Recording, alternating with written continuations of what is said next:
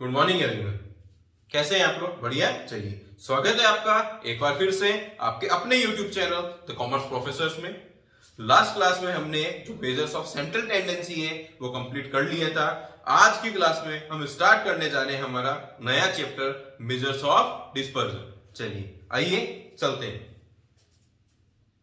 और स्टार्ट करते हैं हम हमारा मेजर्स ऑफ डिस्पर्जन। चलिए, लास्ट क्लास में हमने मेजर्स ऑफ सेंट्रल टेंडेंसी में मीन कैलकुलेट करना सीखा था।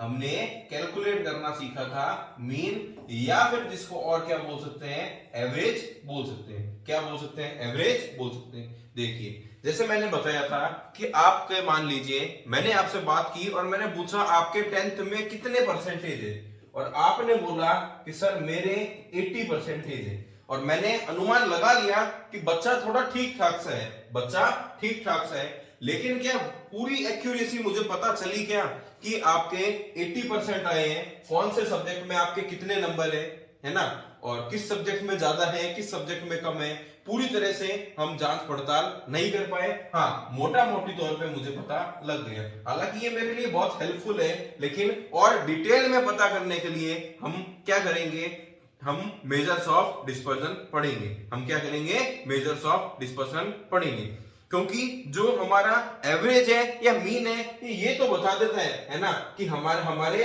कितनी हमारी वैल्यू है, लेकिन ये नहीं बताता कि आपकी जो गिवन डेटा है या जो सीरीज है उससे आपकी कितनी दूरी बनी हुई है। वो हमें किससे पता चलेगा? वो हमें पता चलेगा मेजर्स ऑफ डिस्पर्जन।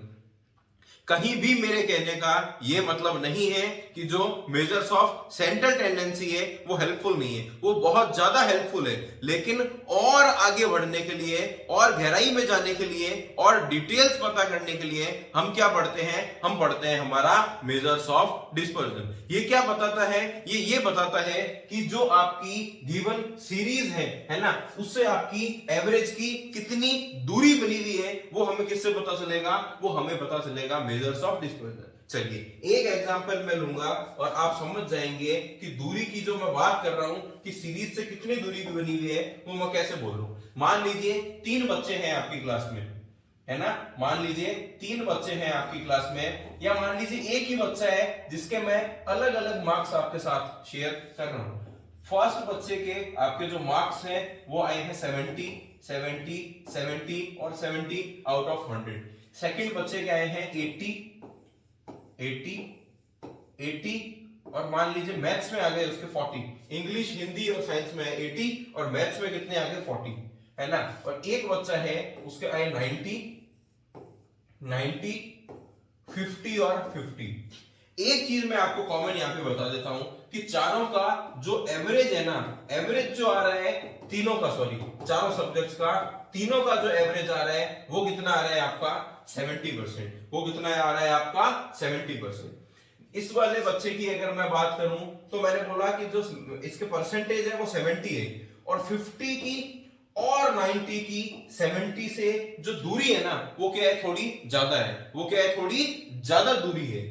इस वाले बच्चे की अगर मैं बात करूं अब, तो मैं बोलूंगा ये बच्चा थोड़ा ठीक ठाक सा है, लेकिन इसके 70% है, चलो ठीक है। लेकिन एक चीज मुझे पता चल गई क्या, कि थ्योरी सब्जेक्ट तो ये अच्छे से कर लेता है, लेकिन प्रैक्टिकल सब्जेक्ट में इसको क्या है? थोड़ी सी दिक्कत रहने वाली है, थोड़ी सी दिक्कत रहने वाली है। और प्रैक्टिकल सब्जेक्ट में हमारा जो एवरेज है, हमारा जो मीन है, उससे बहुत ज्यादा दूरी मुझे नजर आ रही है। और इस वाले बच्चे की अगर मैं बात करूं तो मैं बोलूंगा प्रैक्टिकल थ्योरी सब सब्जेक्ट्स में ये क्या है? बिल्कुल सही है, समान तरीके से चल रहा है। ये क्या चल रहा है? बिल्कुल समान, इक्वल तरीके से चल रहा है। तो कहीं ना कहीं हमने देखा कि सबका जो मीन आया वो कितना आया? 70 था। लेकिन हमने जब डिटेल में एनालिसिस किया तो हमने देखा कि इनके एवरेज से, इनके जो स्टैटिस्टिकल डाटा है, जो ये सीरीज है, इनसे कितनी कितनी दूरी है, वो हमें किससे पता चलेगा? वो हमें पता चलेगा मेजर्स ऑफ डिस्पर्जन से। चलो थोड़ा बहुत रीड करते हैं और फिर अच्छे से वापस से समझेंगे। इसने क्या बोला? Dispersion is the extent, extent का मतलब कितनी दूरी पे है, to which value in a distribution, है ना, जो वैल्यूज है वो कितनी दूरी पे है ना, किससे, एवरेज से। जो एवरेज आपने कैलकुलेट किया था यानी मीन कैलकुलेट किया था, उस मीन की जो वैल्यू है वो हमारी इस सीरीज से कितनी दूरी बना रही है, ये हमें किससे पता चलेगा, डिस्पर्जन से पता चलेगा। और इसीलिए ये क्या इंडिकेट करती है, लैक ऑफ यूनिफॉर्मिटी हमें इंडिकेट करती है ना, कि जो साइज है उससे हमारा जो मीन है उसमें कितनी यूनिफॉर्मिटी की दिक्कत हमें हो रही है। There is no doubt that average simplify the data. हाँ, हमें इसमें बिल्कुल भी डाउट नहीं है, जो एवरेज है वो डेटा को काफी हद तक सिंप्लीफाई कर देता है, बहुत हद तक। लेकिन फिर भी हम बोलेंगे जो एवरेज है, however they do not give the whole picture of the data, फिर भी वो जो कंप्लीट पिक्चर है वो हमें शो नहीं करती। 70 70 70 तीनों के 70 थे, पर पूरी पिक्चर यहाँ पर क्लियर नहीं हो रही थी, पूरी पिक्चर यहाँ पर क्लियर नहीं हो रही थी।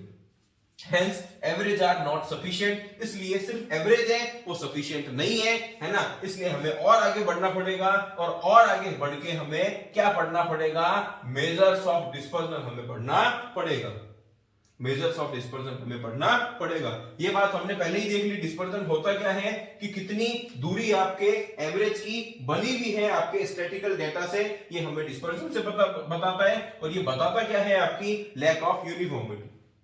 यहां पर भी वापस से इसने एवरेज में और जो डिस्पर्जन है उन दोनों में डिफरेंस बताया। मेन बात आप ये देख लीजिए, मेन बात आप ये देख लीजिए, जो डिस्पर्जन है उसको एवरेज ऑफ सेकंड ऑर्डर बोला जाता है, ठीक है। डिस्पर्जन को आप एवरेज ऑफ सेकंड ऑर्डर बोलेंगे, क्योंकि एवरेज ऑफ फर्स्ट ऑर्डर आप किसे बोलेंगे, वो बोलेंगे आप मीन को, वो किसे बोलेंगे, मीन को। या फिर मेजर्स ऑफ सेंट्रल टेंडेंसी को बोलेंगे हम एवरेज ऑफ फर्स्ट ऑर्डर। चलिए, अब इसको एवरेज ऑफ सेकंड ऑर्डर क्यों बोलते हैं, सिर्फ measures of dispersion give an average, ये क्या देता है आपको, एवरेज देता है, किसका, एवरेजेस का, किसका, एवरेजेस का, ये एवरेजेस का एवरेजेस देता है आपको अलग अलग आइटम्स का, इसलिए इसको क्या बोला गया, एवरेज ऑफ सेकंड ऑर्डर। भाई मीन में तो क्या कर रहे थे आप, एवरेज कर रहे थे, अब एवरेजेस का भी क्या करेगा, ये एवरेज करेगा, इसलिए आप इसको एवरेज ऑफ सेकंड ऑर्डर बोलते हैं। चलिए, अब जो मेजर्स ऑफ डिस्पर्जन है वो दो तरह से आपको बताएगा, क्या, एब्सोल्यूट और रिलेटिव। एब्सोल्यूट मेजर और रिलेटिव मेजर्स में आप उनको पढ़ेंगे। चलो, एब्सोल्यूट और रिलेटिव में क्या डिफरेंस है, क्या होते हैं, देखते हैं। First, absolute measure, the measures of dispersion which are expressed in terms of original unit, जहां पर आपको मेजर्स ऑफ डिस्पर्जन को ओरिजिनल यूनिट में मेजर करके बता दिया, वो होगा आपका एब्सोल्यूट मेजर, वो होगा आपका एब्सोल्यूट मेजर। हाइट में, वेट में, केजी में, किसी भी तरह से जब ओरिजिनल यूनिट में आपको, है ना, कैलकुलेट करके आपको बताया, तो वो क्या होगा, आपका एब्सोल्यूट मेजर, है ना। और जब आपको मेजर्स ऑफ डिस्पर्जन को, है ना, परसेंटेज में और रेशियो में कैलकुलेट बताया करके, है ना, यानी किसी उसकी कोई यूनिट होगी नहीं, यहां पे तो यूनिट होगी कि किस में एक्सप्रेस होगी, ओरिजिनल यूनिट होगी उसकी, केजी, वेट, कुछ भी हो सकता है। यहां पर लेकिन हमने क्या किया, उसको परसेंटेज और रेशियो के फॉर्म में एक्सप्रेस किए, परसेंटेज और रेशियो के फॉर्म में एक्सप्रेस किए, है ना। मार्क्स, वेट, हाइट, ऐसा कुछ भी नहीं है, तो वो क्या होगा, आपका रिलेटिव मेजर। भाई सीधी सी बात है, जब आपको मेजर्स ऑफ डिस्पर्जन को, है ना, किसी यूनिट में बताया, तो वो क्या होगा, आपका एब्सोल्यूट, वो क्या होगा, आपका एब्सोल्यूट। और जहां पर यूनिट को हमने हटा दिया, परसेंटेज या रेशियो के फॉर्म में हमने उसको कन्वर्ट कर दिया, वो क्या होगा, आपका रिलेटिव। सर इसमें कब करते हैं, इसमें तब करते हैं जब नॉर्मल हो आपका, और सर फिर इसमें कर दिया तो रिलेटिव आपको कैलकुलेट करने की क्या जरूरत है, कंपैरिजन के लिए, कंपैरिजन के लिए। जैसे मैंने बोला, वेट और केजी को आप कंपेयर कर सकते हो क्या, नहीं कर सकते, तो बहुत सारी अलग अलग यूनिट्स होती हैं, जब तक सेम यूनिट्स नहीं होगी आप कंपेयर कर ही नहीं सकते। तो अलग अलग चीजों का कंपैरिजन करने के लिए आप क्या करते हो, उसकी यूनिट को यूनिट फ्री कर देते हो। और यूनिट फ्री कैसे होगा, जब आप क्या कैलकुलेट करोगे, रिलेटिव मेजर कैलकुलेट करोगे, रिलेटिव मेजर को कैलकुलेट करोगे। देखो, एब्सोल्यूट जो यूनिट है ना, वो कैसे एक्सप्रेस होती है, उसी की कॉन्क्रीट यूनिट के अकॉर्डिंग होती है। जो रुपी, है है ना, सेंटीमीटर, केजी, किसी भी तरह से आपका हो सकता है। ये मेजर सुटेबल नहीं है किस चीज के लिए, कंपैरिजन के लिए, कंपैरिजन के लिए सुटेबल नहीं है, दो अलग अलग डिस्ट्रीब्यूशन के लिए। इसलिए हम क्या पढ़ते हैं, रिलेटिव मेजर पढ़ते हैं। हालांकि हमें तो दोनों ही सीखने हैं। एब्सोल्यूट में आप क्या कर सकते हो, यूनिट में कैलकुलेट करोगे, लेकिन कंपेयर नहीं कर सकते। अगर कंपैरिजन करना है तो रिलेटिव मेजर कैलकुलेट करना पड़ेगा।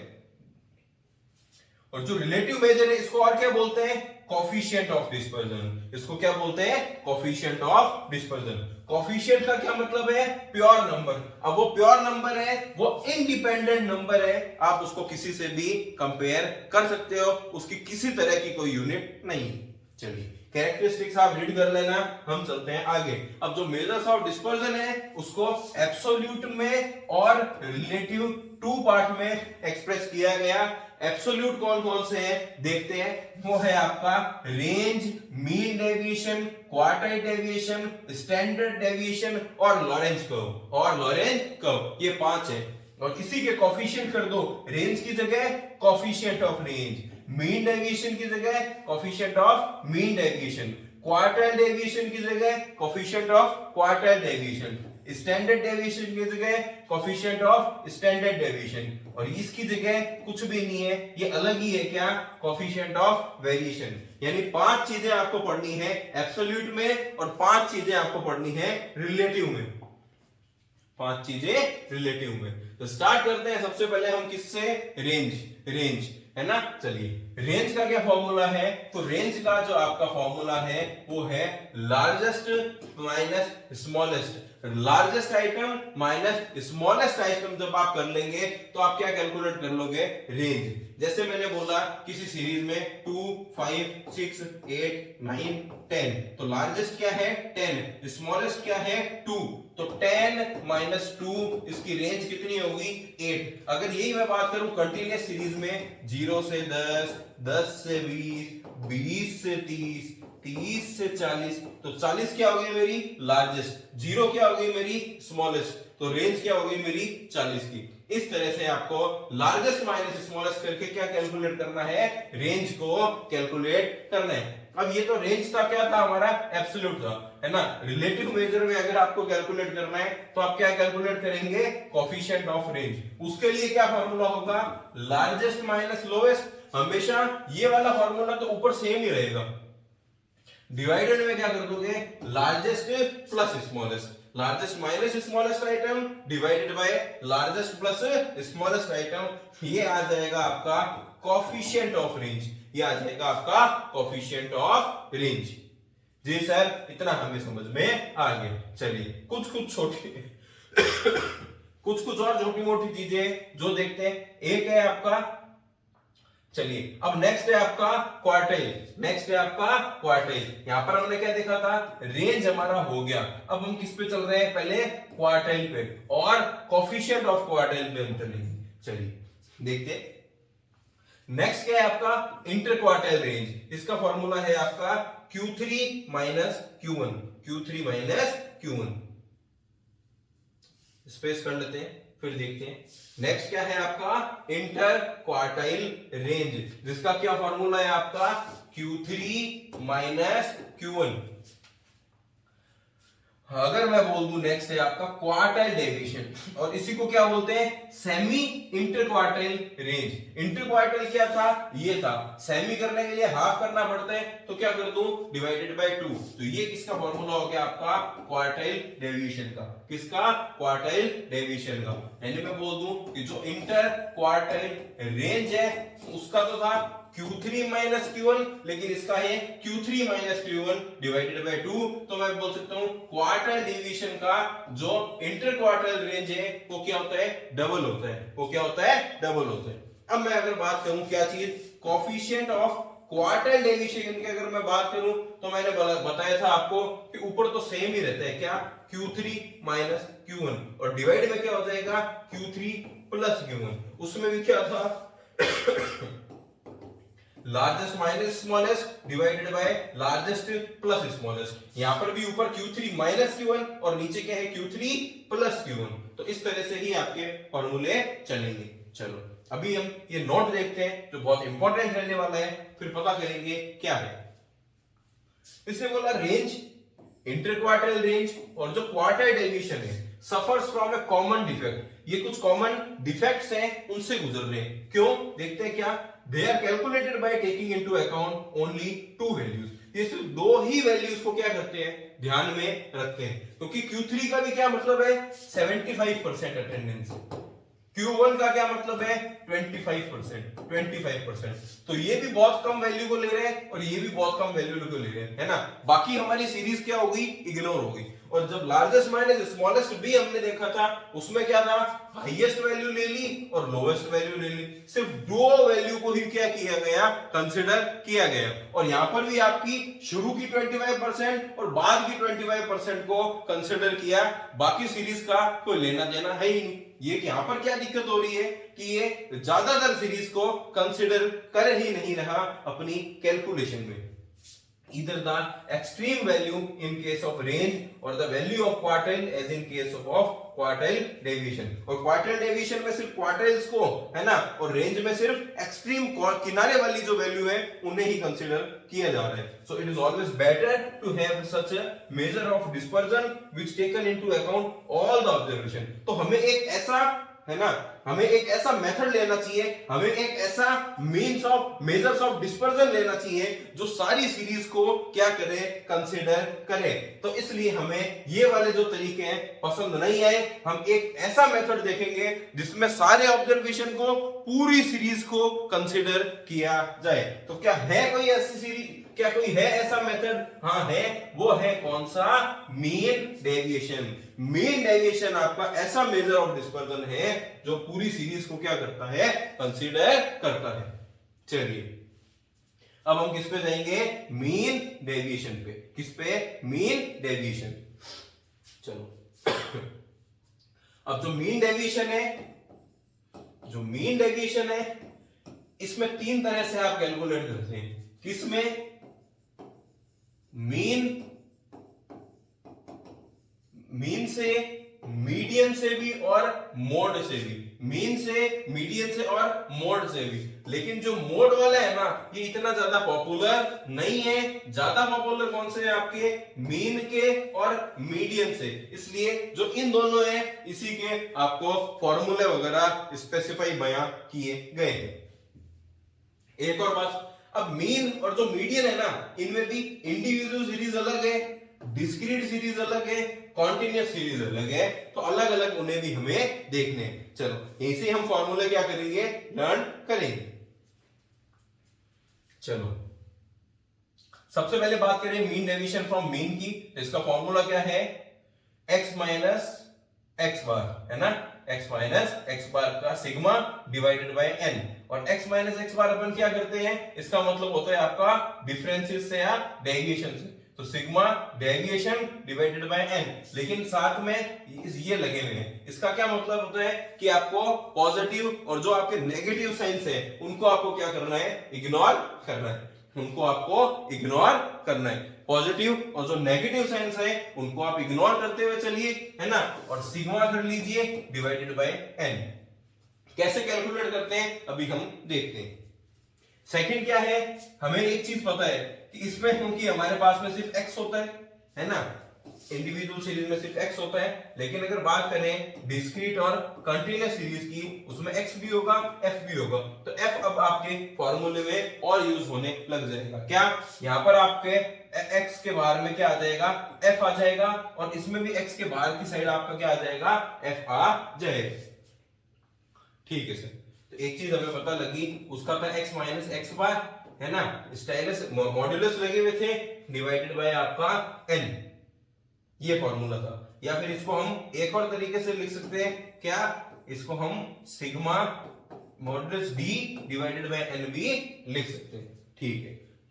और अगर बाहर में f लगा दूं तो वो साथ में किसके फॉर्मूले बन जाएंगे, डिस्क्रीट के या फिर कंटीन्यूअस के।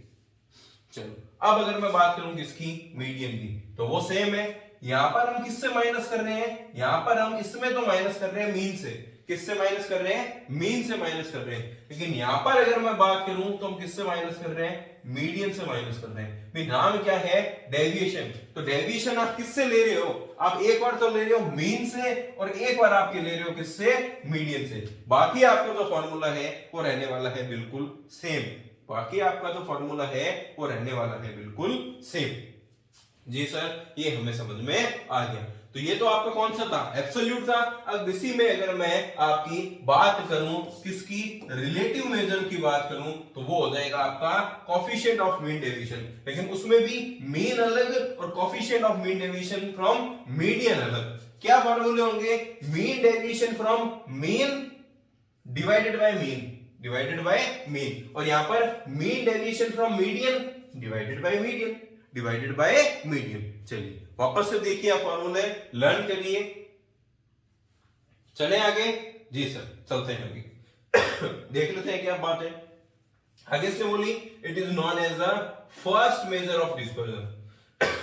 तो सर ये तो हमने पढ़ा था ना पहले? नहीं, वो था आपका एवरेज ऑफ फर्स्ट ऑर्डर जो मेजर्स ऑफ सेंट्रल टेंडेंसी है, और एवरेज ऑफ सेकंड ऑर्डर क्या है आपका? Measures of dispersion. यहां पर आपको फर्स्ट मेजर ऑफ डिस्पर्जन की बात की गई है, वो क्या होता है आपका? Mean deviation. जो मीन डेविएशन है वो क्या है आपका? First measure of dispersion. और आगे देखते हैं। इसकी अच्छी बात क्या है? Based on all the observation, ये सारे ऑब्जर्वेशंस को कंसीडर करता है, सारे ऑब्जर्वेशन पे बेस्ड है। बल्कि हमने क्वार्टाइल डेविएशन और रेंज की जब बात की थी, वो सारे ऑब्जर्वेशंस को कंसीडर नहीं करता। लेकिन एक इसकी दिक्कत है क्या? While calculating deviation from selected average, है ना, ये क्या करता है? जो साइन है आपके प्लस और माइनस को, उनको क्या करता है? इग्नोर करता है। All the deviation are taken as positive, क्योंकि इसका मतलब भी क्या है, जो मैंने आपको बताया था ना, है ना, कि आपको x माइनस एक्स बार को इन दो ब्रैकेट्स में रखने हैं, मॉडुलस में रखने हैं। इसका क्या मतलब था? इसका मतलब था आपको पॉजिटिव और नेगेटिव साइंस को आप क्या कर दो? इग्नोर कर दो, है ना, और सिर्फ प्लस में ही आपको लेके चलना है। तो ऐसा नहीं होना चाहिए ना। हालांकि अच्छा क्यों है? ये सारे ऑब्जर्वेशंस को कंसीडर करता है। लेकिन यही अगर मैं बात करूं कि इसमें खराबी क्या है, ये माइनस को कंसीडर नहीं करता, प्लस माइनस सभी को ये पॉजिटिव में कन्वर्ट कर देता है। तो इसलिए बोला, theoretically mean deviation can be calculated by taking deviation from any of the three average, but in actual practice mean deviation is calculated from mean and from median। ये कह रहे हैं थ्योरी में तो आप ऐसा पढ़ते हैं कि आप इन तीनों से ही कैलकुलेट करते हैं, वो बात मैंने आपको बताई थी। लेकिन वैसे प्रैक्टिकल लाइफ में, एक्चुअल लाइफ में, जो मीन है और जो मीडियन है, हम मीन डेविएशन को इन दो से ही क्या करते हैं? कैलकुलेट करते हैं। अब एक और दिक्कत क्या कि सर वैसे तो आपने इसको अच्छा भी बता दिया, साथ के साथ क्योंकि ये नेगेटिव को इग्नोर करता है, आपने बुरा भी बता दिया। तो अब हम क्या करें? तो चलो देखते हैं। चलो देखते हैं। अब इसने बोला mode is usually not considered, mode को आप कंसिडर नहीं करेंगे, ठीक है। एक और बात इसने बोल दी, between mean and median the median is suppose to be better than the mean. अब आपसे एमसीक्यूज में वो पक्का क्वेश्चन पूछेगा कि जो आपकी जो रेंज है, क्वार्टाइल डेविएशन है और जो मीन डेविएशन है, इनमें सबसे अच्छा कौन सा? तो आप बोलेंगे मीन डेविएशन। अब वो पूछेगा जो मीन डेविएशन है ना, उसमें भी आपके पास में अगर मान लो मीन है, आपके पास में अगर मीडियन है और आपके पास में अगर मोड है, तो सबसे अच्छा कौन सा? तो हमने देख लिया ये तो प्रैक्टिकली पॉसिबल ही नहीं है, थ्योरी में हम इसको पढ़ लेते हैं। इन दोनों में से अब कौन सा है? तो इसने साफ साफ बोल दिया जो मीडियन है वो है। मीन डेविएशन फ्रॉम मीडियन है, ये सबसे बेस्ट रहने वाला है। यहां पर इसने बोला the median is supposed to be better than the mean because the sum of deviation from median is less than the sum of deviation from mean। क्योंकि जो आप डेविएशन जब आप कैलकुलेट करेंगे मीन से और मीडियन से, जो मीडियन का डेविएशन है वो कम रहने वाला है, जो एक्सटेंट है, जो दूरी है, वो किससे कम रहेगी? वो मीडियन से कम रहेगी। इसलिए आपका जो मीडियन है, मीन डेविएशन फ्रॉम मीडियन है, ये इन्हीं सब में सबसे बेस्ट है।